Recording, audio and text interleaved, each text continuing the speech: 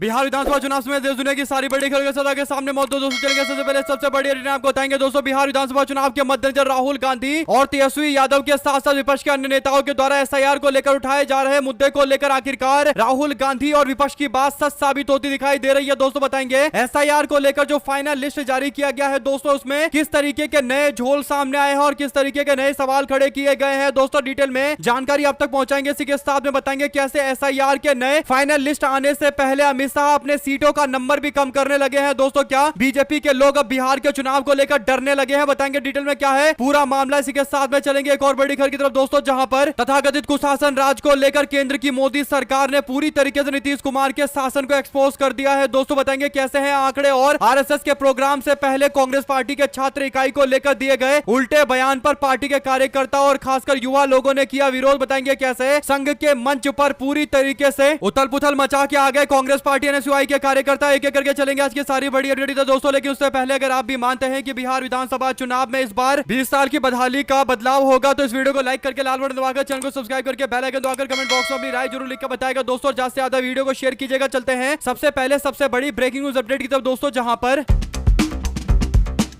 Special intensive revision को लेकर 24 जून से शुरुआत की जाती है दोस्तों। 24 जून को बिहार के अंदर 7 करोड़ 89 लाख के आसपास मतदाताओं की संख्या होती है दोस्तों। इसके बाद एसआईआर लागू किया गया और लगभग सवा महीने के बाद एसआईआर को लेकर आंकड़े जारी किए गए दोस्तों। यानी पहले 7 करोड़ 89 लाख के आसपास मतदाता होते थे, जो घटकर यानी 65 लाख और कम होकर 7 करोड़ 24 लाख हो गए। अगस्त 1 2025 का यह आंकड़ा था दोस्तों, जिसके बाद मामला पहुंचा कोर्ट और कोर्ट ने पूरे मामले पर जब कई सारे बड़े फैसले दिए दोस्तों, खासकर आधार कार्ड को एक डॉक्यूमेंट के तौर पर माने जाने के लिए बोला गया, तो उसके बाद दोबारा से लिस्ट का रिवीजन किया गया दोस्तों और उसके बाद अब अंतिम लिस्ट जारी कर दी गई है। आपको बता दें कि बीते दिन एसआईआर को लेकर जो अंतिम लिस्ट जारी की गई है दोस्तों, उसमें 7 करोड़ 24 लाख से मतदाताओं की संख्या बढ़कर 7 करोड़ 42 लाख हो गई है दोस्तों। आपको बता दें कि जिन लोगों के नाम काटे गए थे यानी 65 लाख लोगों के नाम काटे गए थे दोस्तों, उसमें और ज्यादा लोगों के नाम अब काटे गए हैं, यानी 3,66,000 लोगों का नाम लिस्ट से बाहर किया गया है। जिनका नाम पहले जोड़ दिया गया था वो इन एलिजिबल बताकर चुनाव आयोग ने उन्हें लिस्ट से बाहर कर दिया है दोस्तों। जबकि नए मतदाताओं को ऐड करने के लिए फॉर्म 6 का इस्तेमाल करके लगभग 21 लाख नए मतदाता यानी युवा मतदाता ऐड किए गए हैं दोस्तों, जोड़े गए हैं। इस मामले को लेकर अब कई सारे बड़े सवाल खड़े होते हैं दोस्तों। सबसे पहला जो सवाल है वो चुनाव आयोग के आंकड़े को लेकर उठता है दोस्तों। चुनाव आयोग ने 1 सितंबर 2025 को बताया था कि उनको नए वोटर के लिए टोटल 16,93,000 फॉर्म मिले हैं, लेकिन अब जो आंकड़ा बताया जा रहा है उसके अनुसार लगभग 21,53,000 लोगों के नाम जोड़े गए हैं दोस्तों, यानी 4.5 लाख से आसपास और ज्यादा नाम जुड़ गए हैं दोस्तों। यानी यहां पर भी जबरदस्त तरीके की कंफ्यूजन देखने को मिल रही है। इसी मामले पर एक और सवाल है कि 3,66,000 लोगों के नाम जो लिस्ट से फिर बाहर किए गए हैं यानी एसआईआर के माध्यम से जो फिर बाहर किए गए हैं, सवाल ये उठता है कि जिनके नाम पहले ऐड कर दिए गए थे उनको अब हटाया गया है, तो किन आधार पर हटाया गया है इसकी जानकारी क्यों नहीं दी जा रही, क्यों नहीं बताया जा रहा कि जो नाम हटाए गए हैं उसके पीछे उन्होंने डॉक्यूमेंट नहीं दिया, ये कारण है, या फिर हो सकता है कि किसी के नाम को लेकर किसी और ने ऑब्जेक्शन किया हो, विरोध किया हो, तब नाम हटाए गए हो। कई तरीके की प्रक्रिया हो सकती है दोस्तों। घूम फिरकर पारदर्शिता को लेकर और गंभीर सवाल खड़े होते हैं। जो भी आपकी राय है पूरे मामले पर लिखकर जरूर बताएगा और ज्यादा से ज्यादा वीडियो को शेयर कीजिएगा दोस्तों। ये काफी गंभीर मामला है।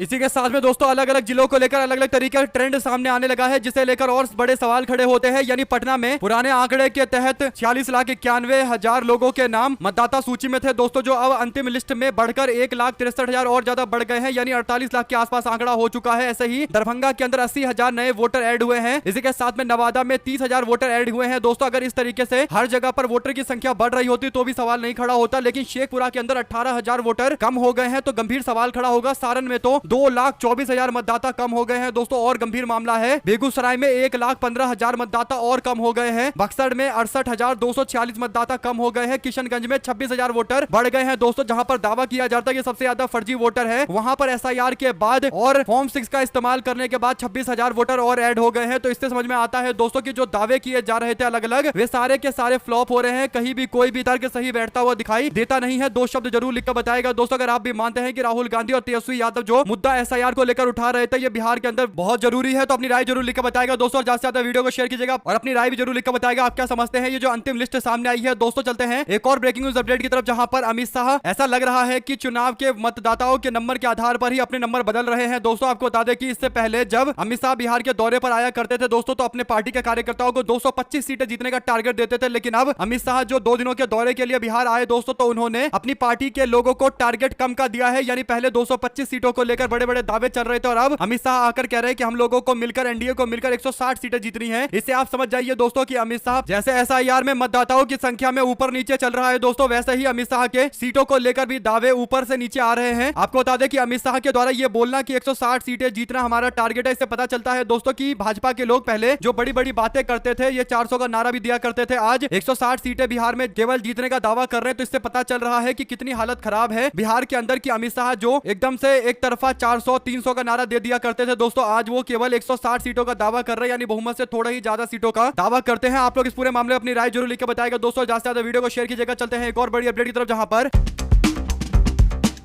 नीतीश कुमार के राज्य में सुशासन को लेकर मीडिया में जिस तरीके का भ्रम फैलाया जाता है दोस्तों, उस पूरे भ्रम को एक साथ केंद्र सरकार के एनसीआरबी ने तोड़ डाला है। आपको बता दें कि केंद्र सरकार के होम मिनिस्ट्री के अंतर्गत आने वाले एनसीआरबी यानी नेशनल क्राइम रिपोर्ट ब्यूरो की ओर से बिहार को लेकर पूरे आंकड़े दिए गए हैं दोस्तों। इन आंकड़ों से पता चल रहा है कि बिहार के अंदर किस लेवल का कुशासन चल रहा है। आपको बता दें कि एनसीआरबी के डेटा से पता चलता है कि 2023-24 के बीच में जो एक साल का पूरा डेटा है दोस्तों, उस आंकड़ों से पता चला है कि 2023-24 के बीच में हत्या के 2862 मामले बिहार से सामने आए हैं। हालांकि अगले साल 2024-25 के भी आंकड़े आ जाएंगे दोस्तों, तो उसमें तो और गंभीर स्थिति दिखाई देने वाली है। बलात्कार के 902 मामले रिपोर्ट किए गए हैं बिहार में। और लालू यादव जी की सामाजिक न्याय की सरकार में जो दावा ये गोदी मीडिया वाले करते हैं दोस्तों कि अपहरण एक व्यापार बन गया था, तो स्थिति देखिए बिहार की 2023-24 के बीच की एनसीआरबी का डेटा बताता है कि अपहरण के 14,371 मामले सामने आए हैं। सोचिए एक साल में 14,000 अपहरण हुए हैं। ये कोई छोटा मोटा आंकड़ा नहीं है दोस्तों, ये तो एकदम एक तरफा आंकड़ा है। सोचिए इतनी बड़ी संख्या में लोगों का अपहरण हो रहा है, इसका मतलब खुलेआम गुंडागर्दी चल रही है और प्रशासन का कोई दबाव अपराधियों के ऊपर नहीं है, इसीलिए खुला अपहरण हो रहा है। अगर आप भी मानते हैं कि लालू यादव पर आरोप लगाने से पहले इन लोगों को अपने गिरेबान में झांकना चाहिए। जो 14,000 अपहरण एक साल के अंदर हो रहे हैं दोस्तों, और महिलाओं के विरोध अगर अपराध को आप देखेंगे, विरुद्ध अपराध को देखेंगे तो 22,952 अपराध यानी लगभग 23,000 अपराध केवल एक साल के अंदर हुए हैं दोस्तों। और दलित और आदिवासी समाज जो सबसे ज्यादा आपराधिक घटनाओं के शिकार होते हैं दोस्तों, उनको लेकर भी जो आंकड़े हैं उससे पता चल रहा है कि नीतीश कुमार सरकार में दलित और आदिवासी समाज के लोगों के खिलाफ अपराध तेजी से बढ़ रहे हैं दोस्तों। आपको बता दें कि एक साल में दलित समाज और आदिवासी समाज के लोगों के ऊपर 7,178 अपराध हुए हैं। इतनी बड़ी संख्या में ये अपराध बिहार में केवल एक साल का है दोस्तों। और सोचिए जब एक साल का ये आंकड़ा है तो 20 साल के आंकड़े अगर दे दिए जाए तो पूरा का पूरा माथा चकरा जाएगा दोस्तों। और उसके बाद 2-4 गोदी मीडिया के पत्तलकार उतारकर दावा किया जाता है कि लालू यादव जी के टाइम में सामाजिक न्याय के दौर में क्राइम ज्यादा बढ़ गया था, लेकिन हकीकत अब सबके सामने है दोस्तों। सबको पता चल रहा है कि ये जो सुशासन के नाम पर प्रचंड कुशासन बिहार में चल रहा है, ये खुलेआम लोगों को आंखों में धूल झोंकने का मामला है। इसीलिए बार बार लालू यादव जी और सामाजिक न्याय के दौर को अपराधियों का दौर बताया जाता है। 2 शब्द जरूर लिख कर बताएगा इस पूरे मामले पर दोस्तों। और अगर आप भी मानते हैं कि अब चुनाव के टाइम में जितने भी नेता आकर भाषण दे और जंगल राज करने की कोशिश करे, तो उन सबके सामने ये आंकड़े सीधा आ जाने चाहिए दोस्तों। और ये आंकड़े देखने के बाद भी अगर भाजपाई जंगल राज वाली बातें करेंगे तो समझ जाना चाहिए कि कहीं ना कहीं अपनी सरकार के कुकर्मों को छिपाने के लिए जंगल राज का धुन गाया जा रहा है दोस्तों। 2 शब्द जरूर लिख कर बताएगा। चलते हैं एक और बड़ी अपडेट की तरफ, जहां पर राजस्थान यूनिवर्सिटी में आरएसएस के कार्यक्रम के शुरू होते ही एनएसयूआई के कार्यकर्ता मंच पर चढ़ गए दोस्तों और पोस्टर फाड़कर पोडियम को नीचे गिरा दिया दोस्तों। इसके बाद एनएसयूआई के कार्यकर्ता और आरएसएस के स्वयं सेवकों के बीच में हाथापाई हो गई दोस्तों और मामला धक्का मुक्की तक पहुंच गया। गाली गलौज भी हुई, लाठी चार्ज तोड़फोड़ भी किया गया। आपको बता दें कि राजस्थान यूनिवर्सिटी परिसर के अंदर विजयादशमी यानी दशहरे के मौके पर आयोजित राष्ट्रीय स्वयंसेवक संघ के कार्यक्रम में मंगलवार यानी बीते दिन जोरदार हंगामा हुआ दोस्तों। कार्यक्रम शुरू होने से पहले एनएसयूआई के कार्यकर्ता महेश चौधरी मंच के ऊपर चढ़ गए दोस्तों और पोस्टर फाड़ दिया। उन्होंने पोडियम गिराते हुए अचानक से इस घटना को लेकर तनावपूर्ण स्थिति पैदा हो गई दोस्तों और आरोप लगाया गया है कि पुलिस ने उनके वाहनों पर तोड़फोड़ किया है। एनएसयूआई के कार्यकर्ताओं के खिलाफ लाठीचार्ज करने की कोशिश भी की गई है, लेकिन एनएसयूआई के प्रदेश अध्यक्ष विनोद जाखड़ ने कहा कि विश्वविद्यालय को राजनीतिक एजेंडे का मंच नहीं बनाया जा सकता। उनका आरोप था कि राष्ट्रीय स्वयंसेवक संघ जैसे विचारधारा आधारित और पक्षपातपूर्ण संगठन को विश्वविद्यालय के कार्यक्रम में अनुमति नहीं दी जा सकती। यह शैक्षिक संस्थान है और तटस्थता पर सीधा हमला है। कुल मिलाकर दोस्तों सवाल घूम फिर कर यही है कि क्या एनएसयूआई और आरएसएस के बीच का यह संघर्ष इतनी जल्दी रुकेगा, क्योंकि अभी हाल फिलहाल में कई सारे ऐसे मामले सामने आए जिससे लग रहा है कि अब विचारधारा की लड़ाई और ज्यादा गहरी होती जा रही है दोस्तों। जिस तरीके से राहुल गांधी को लाइव टीवी पर हत्या करने की धमकी बीजेपी के प्रवक्ता ने दिया दोस्तों, उसके बाद से यह मामला इतनी जल्दी शांत होता दिखाई नहीं देगा, क्योंकि बात अब विचारधारा पर आ चुकी है। और 2 अक्टूबर को ही महात्मा गांधी का जन्मदिन है दोस्तों और 2 ही अक्टूबर को दशहरा मनाया जाएगा। तो ऐसे और भी कई सारे मामले सामने आ सकते हैं। जो भी जानकारी आपसे जुड़ी आती रहेगी आप लगातार पहुंचाते रहेंगे दोस्तों। चलते हैं एक और बड़ी अपडेट की तरफ, जहां पर लोकसभा में नेता प्रतिपक्ष राहुल गांधी ने देश की आवाज को एक बार फिर से उठाया है दोस्तों। एक फौजी पिता के बेटे की गोली मारकर हत्या करने के मामले को लेकर राहुल गांधी बोले, कहा पिताजी फौज में थे, बेटा भी फौज में था, जिनके खून में देशभक्ति बसी है, फिर भी बीजेपी की सरकार ने देश के वीर बेटे को गोली मारकर उसकी जान ले ली, सिर्फ इसलिए क्योंकि वो लद्दाख में अपने अधिकार के लिए खड़ा हुआ था। पिता के दर्द भरी आंखें बस एक सवाल कर रही है कि क्या आज देश सेवा का ये यही सिला है। सवाल है, हमारी मांग है कि लद्दाख में हुई इन हत्याओं की निष्पक्ष न्यायिक जांच होनी चाहिए और दोषियों को कड़ी से कड़ी सजा मिलनी चाहिए। मोदी जी, आपने लद्दाख के लोगों को धोखा दिया है, वो अपना हक मांग रहे हैं, संवाद कीजिए, हिंसा और डर की राजनीति बंद कीजिए। राहुल गांधी ने साफ शब्दों में ये बोला है दोस्तों। जब 2014 के बीजेपी वालों को चुनाव लड़ने थे दोस्तों, तब लद्दाख में जाकर बोलकर आए थे कि छठी अनुसूची में लद्दाख का नाम ऐड कर दिया जाएगा, जोड़ दिया जाएगा। लेकिन उसके बाद जब आप मांग की जा रही है दोस्तों, तो अलग अलग तरीके के तमगे लगाए जा रहे हैं। किसी को देशद्रोही बताया जा रहा है, किसी को पाकिस्तान का एजेंट बताया जा रहा है। और सोचिए कि ऐसे व्यक्ति की गोली लगकर हत्या हुई है दोस्तों, जो भारतीय सेना का सैनिक रहा हुआ है, जिनके पिता सैनिक रहे हुए हैं और भारतीय सेना का पूरा परिवार रहा हुआ है दोस्तों। ऐसे में इन परिवार से आने वाले व्यक्तियों को देशद्रोही बताकर उसके खिलाफ गोली चलाकर उनकी हत्या करना, यह काफी गंभीर मामला है दोस्तों। अगर आप भी मानते हैं कि देशभक्त परिवार के किसी व्यक्ति की हत्या कर देना और उसके बाद बीजेपी के नेताओं के इस पर चुप्पी साधे रहना, यह साफ तौर पर भारत के वीर जवानों का भी अपमान है दोस्तों और भारत के मूल भावनाओं के खिलाफ है। 2 शब्द जरूर लिख कर बताएगा इस मामले को लेकर दोस्तों। ज्यादा से ज्यादा वीडियो को शेयर कीजिएगा। चलते हैं एक और बड़ी अपडेट की तरफ, जहां पर नेशनल क्राइम रिपोर्ट ब्यूरो की ओर से जानकारी जैसे ही दी गई दोस्तों, एनसीआरबी ने रिपोर्ट दी, तो उसके बाद कई सारे बड़े खुलासे हुए हैं। देश भर में केवल दलित समाज के लोगों के खिलाफ जो अपराध हुए हैं दोस्तों, वो केवल एक साल में 57,789 अपराध हुए हैं। सोचिए किस लेवल पर देश में दलित समाज के लोगों के साथ में अपराध हो रहा है दोस्तों, उनको प्रताड़ित किया जा रहा है। और भाजपा की केंद्र सरकार के दौरान किस तरीके से अपराध बढ़ रहे हैं उसका एग्जाम्पल है। 2 शब्द जरूर लिखकर बताएगा दोस्तों। इसी के साथ में प्रशांत किशोर ने सम्राट चौधरी को मर्डर और फर्जी डिग्री वाले मामले को लेकर घेरा दोस्तों, जिसके बाद बीजेपी के उप मुख्यमंत्री सम्राट चौधरी, जो नीतीश कुमार को हटाकर मुख्यमंत्री बनने का सपना देख रहे थे, आज वो बीजेपी के लिए सबसे बड़ी चुनौती बन गए हैं, भाजपा के लिए सबसे बड़ा संकट बन गए हैं। बीजेपी को जवाब देना पड़ेगा दोस्तों। सम्राट चौधरी में बीजेपी भविष्य देख रही थी, लेकिन अभी वर्तमान ही बीजेपी का पूरी तरीके से चौपट होता हुआ नजर आ रहा है। आपको बता दें कि प्रशांत किशोर की पार्टी जन स्वराज ने एक के बाद एक कई सारे राजनीतिक बम फोड़े हैं दोस्तों। आपको बता दें कि प्रशांत किशोर की पार्टी ने जो आरोप लगाया है, वो 4 बड़े गंभीर आरोप है सम्राट चौधरी के ऊपर। पहला आरोप है कि 7 कुशवाहा समाज के लोगों के मर्डर के मामले में ये अभियुक्त है। दूसरा आरोप है कि इन्होंने उम्र कम दिखाया, यानी उम्र का घोटाला किया और उसके बाद अपने आप को नाबालिग बताकर उस मामले से बच गए। तीसरा इन पर आरोप है कि इनके पास फर्जी डिग्री है दोस्तों। और चौथा आरोप है कि शिल्पी गौतम मर्डर केस में संदिग्ध अभियुक्त है दोस्तों। यानी सोचिए, जो इतना बड़ा कांड था जिसे लेकर आरजेडी की सरकार को जमकर निशाने पर लिया गया दोस्तों, और पूरा माहौल जंगल राज का इसी मामले के इर्द गिर्द बनाया गया दोस्तों। उसके बाद इस मामले में, यानी शिल्पी गौतम मर्डर केस मामले में, भारतीय जनता पार्टी का उप मुख्यमंत्री भी अभियुक्त है दोस्तों। तो इससे समझ जाइए कि कितना गंभीर मामला है दोस्तों। और लालू यादव जी और उनकी सरकार पर आरोप लगाने वाले जो नेता हैं दोस्तों, वे सारे लोग उन बड़े बड़े कांडों में कहीं ना कहीं किसी न किसी रूप से शामिल नजर आ रहे हैं। ऐसे में अगर आप भी मानते हैं कि जानबूझकर लालू यादव जी की सरकार को बदनाम करने के लिए जंगल राज का एक पूरा प्रपंच रचा गया, तो अपनी राय जरूर लिखकर बताएगा दोस्तों। चलते हैं एक और बड़ी अपडेट की तरफ, जहां पर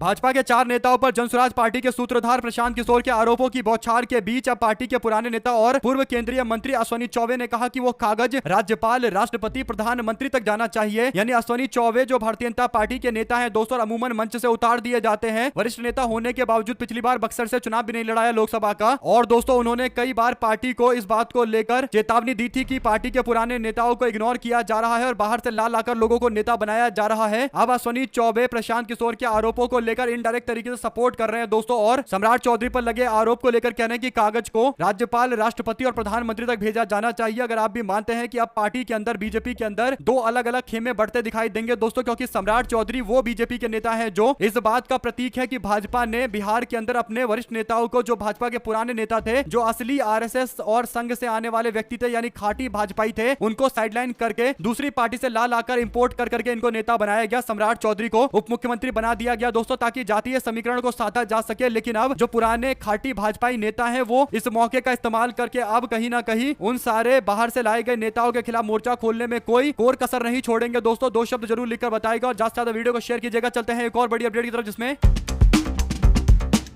राहुल गांधी ने अति पिछड़ा समाज के लोगों से कई सारे बड़े वादे किए थे दोस्तों। इन वादों को फिर से बिहार कांग्रेस ने दोहराया। पार्टी ने कहा कि अति पिछड़ा न्याय, संकल्प, अधिकार, सम्मान और सम्मान अवसर के अंतर्गत 10 बड़े वादे किए जा रहे हैं। जो वादे राहुल गांधी करके गए थे उन्हें वापस से रिपीट करते हुए बिहार कांग्रेस ने कहा कि पहला यह है कि अत्याचार निवारण कानून लागू किया जाएगा। दूसरा कि आरक्षण की जो लिमिट है 20% वाली अति पिछड़ा समाज के लोगों के लिए उसे बढ़ाकर 30% पंचायतों और नगर निकायों में किया जाएगा और 50% सीमा हटाकर 9वीं अनुसूची में आरक्षण को जोड़ा जाएगा। इसके बाद चौथा जो वादा है वो नियुक्तियों में एनएफएस यानी नॉट फाउंड सुटेबल की जो प्रथा है उसे खत्म की जाएगी। यानी आरक्षण की जो सीटें होती है दोस्तों उसे भरने की जगह एनएफएस लिख दिया जाता है, नॉट फाउंड सुटेबल कैंडिडेट, यानी कोई उचित उम्मीदवार नहीं मिला इसीलिए सीट को खाली छोड़ दिया जाता है और बाद में उसको जनरल सीट में कन्वर्ट कर दिया जाता है और इसीलिए नियुक्तियों में एनएफएस को बंद करने का भी वादा किया गया है। पांचवा है कि सूची समीक्षा कमेटी गठित की जाएगी दोस्तों। और छठा है कि भूमिहीन परिवारों को शहर में 3 और गांव के अंदर 5 डेसीमल की जमीन उपलब्ध करवाई जाएगी दोस्तों। और सातवां है आरटीई यानी राइट टू एजुकेशन, सीटों का आधा हिस्सा आरक्षित किया जाएगा। और आठवां है 25 करोड़ के सरकारी ठेके में 50% आरक्षण मिलेगा। नौवां है निजी शिक्षण संस्थानों में आरक्षण को लागू किया जाएगा। 10वां है आरक्षण प्राधिकरण गठन किया जाएगा। अब देखते हैं इस पूरे मामले पर कांग्रेस का वादा अति पिछड़ा समाज के लोगों तक कैसे पहुंचता है दोस्तों, क्योंकि वादे तो बहुत बड़े हैं और खासकर अति पिछड़ा समाज से जुड़े हुए उनके लिए स्पेशल वादे हैं। तो समाज के लोगों तक अगर मैसेज पहुंचेगा तो जरूर चुनाव में कुछ बड़ा देखने को मिलेगा दोस्तों, क्योंकि सबको पता है कि बिहार विधानसभा चुनाव में अगर सरकार बनाना है तो अति पिछड़ा समाज का वोट एब्सोल्युटली मैंडेटरी है, यानी एकदम ही जरूरी है, बिना किसी इफ और बिना किसी बट के। दोस्तों चलते हैं एक और बड़ी अपडेट की तरफ, जहां पर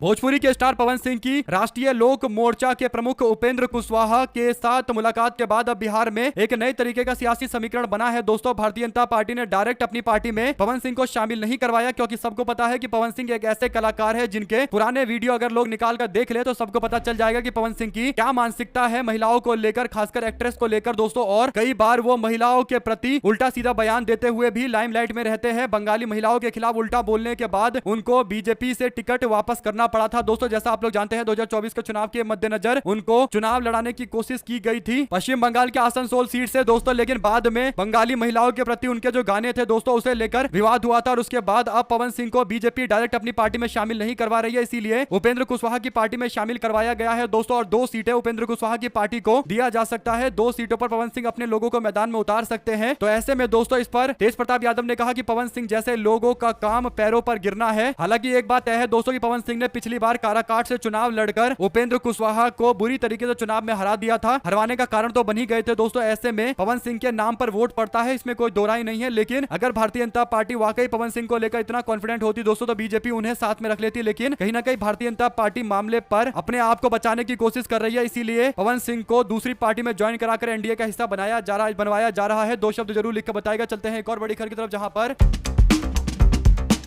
कांग्रेस पार्टी को पंजाब के होने वाले उपचुनाव से पहले बड़ी सफलता मिली है दोस्तों। आपको बता दें कि पंजाब में भारतीय जनता पार्टी और अकाली दल के पूर्व नेता अनिल जोशी ने कांग्रेस पार्टी में शामिल होने का फैसला लिया और कांग्रेस में चले भी गए हैं दोस्तों। करीब 35 सालों तक भारतीय जनता पार्टी और 3 वर्षों तक शिरोमणि अकाली दल में शामिल रहे पूर्व कैबिनेट मंत्री अनिल जोशी अब कांग्रेस पार्टी पंजाब इकाई में शामिल हो गए हैं दोस्तों। आपको बता दें कि कांग्रेस के वरिष्ठ नेता राहुल गांधी से पहले मिले थे, इसके बाद बीते दिन कांग्रेस पार्टी में शामिल होने को लेकर ऑफिशियल जानकारी आ गई दोस्तों। और आज बुधवार को ऑफिशियल तौर पर पार्टी में शामिल होते दिखाई देंगे, यानी तस्वीर भी आज उनकी आ जाएगी। राजनीतिक गलियारों में मिली जानकारी ये बताती है कि भाजपा में दोबारा जाने की काफी कोशिश करवाई जा रही थी, यानी उनको बुलाने की कोशिश की जा रही थी, लेकिन वो जाने को तैयार नहीं है, क्योंकि सबको पता है कि पंजाब में अगर भाजपा में रहेंगे तो राजनीति कर ही नहीं पाएंगे, क्योंकि सबको पता है कि पंजाब के लोग बीजेपी को देखना भी नहीं चाहते दोस्तों। साथ साथ जम्मू और कश्मीर के मुख्यमंत्री उमर अब्दुल्ला ने राज्य का दर्जा बहाल करने की मांग को लेकर एक महत्वपूर्ण बयान दिया है दोस्तों। उन्होंने कहा कि इस मुद्दे पर कोई समझौता नहीं हो सकता और भारतीय जनता पार्टी के साथ गठबंधन करने की बजाय इस्तीफा देना मेरे लिए सबसे ज्यादा जरूरी और सबसे ज्यादा प्राथमिकता रहेगी, यानी भाजपा के साथ अलायंस करने का तो कोई मतलब ही नहीं है, गठजोड़ करने का कोई मतलब ही नहीं है। जम्मू और कश्मीर राज्य को लेकर उसके दर्जे की मांग को लेकर लगातार विपक्षी पार्टियां संघर्षरत है दोस्तों, लेकिन अभी तक संघर्ष का कुछ फल तो मिला नहीं। लेह लद्दाख में जिस तरीके का आंदोलन हुआ है उसमें एक मुद्दा राज्य का दर्जा बहाल करने को लेकर भी था। जम्मू कश्मीर के अंदर भी कांग्रेस पार्टी हर जगह प्रोटेस्ट कर रही है। हालांकि अभी भारतीय जनता पार्टी की सरकार राज्य का दर्जा देती दिखाई नहीं देती दोस्तों। चलते हैं एक और बड़ी खबर की तरफ, जहां पर प्रधानमंत्री मोदी से सम्राट चौधरी को बर्खास्त करने की मांग करते हुए जनसुराज पार्टी के राष्ट्रीय अध्यक्ष ने एक पत्र लिखा है और 6 लोगों की हत्या में डिप्टी सीएम के अभियुक्त होने को लेकर गंभीर आरोप लगाते हुए पूरे मामले पर कार्रवाई की अपील की गई है। दोस्तों क्या आपको लगता है कि कोई कार्रवाई की जाएगी या फिर मामले को इसी तरीके से घुमाया जाएगा? दोस्तों शब्द जरूर लिखकर बताएगा। चलते हैं एक और बड़ी अपडेट की तरफ दोस्तों, जहां पर पवन सिंह ने सोशल मीडिया पर लिखा कि जातिवादी राजनीति के पोषकों के दिल पे